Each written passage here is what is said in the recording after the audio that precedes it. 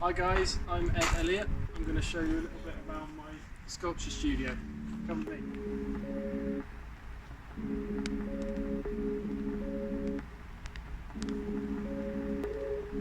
So this is the wood workshop. So you'll see lots of big lumps of wood here. This is waiting for a project. So this is English holly, which is quite rare to have in this size. You usually get it quite small, but this has been sat here for several years now. So you'll see when you get up close and personal, there's lots of texture, lots of imperfections as it's seasoning and silvering. And we've got this big lump of cedar here, which will start to silver nicely. When this is cut through, you'll see that it will be absolutely fine underneath. So this is the sort of largest of the pieces here that I work with, and I'll show you a little bit around the inside. So inside, this is my space dedicated to wood sculpture. So there's lots of different pieces in different stages, from raw material to kind of pieces almost being close to finished.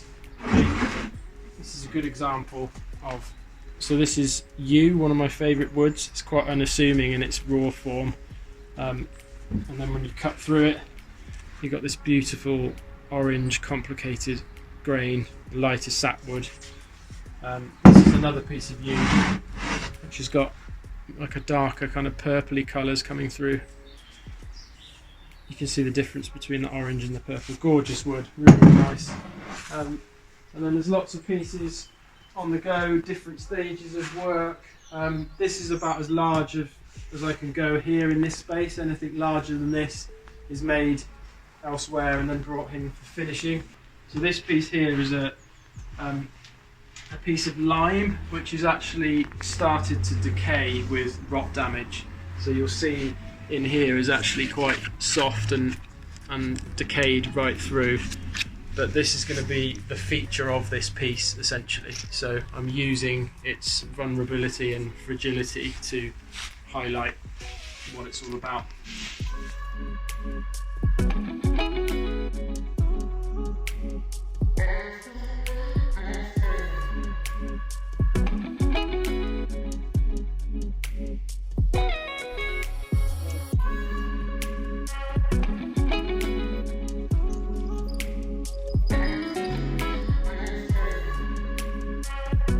This is Grier Guardian Angel number 10. This has just come back from an exhibition recently.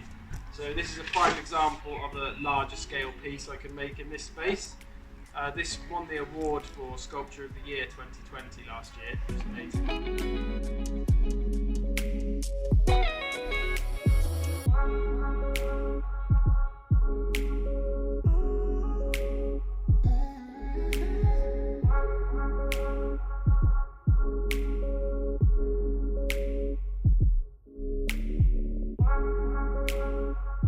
I hope you've enjoyed a brief tour of my studio, and I'll leave you to watch a little bit more of what I've been up to recently. Thanks for watching.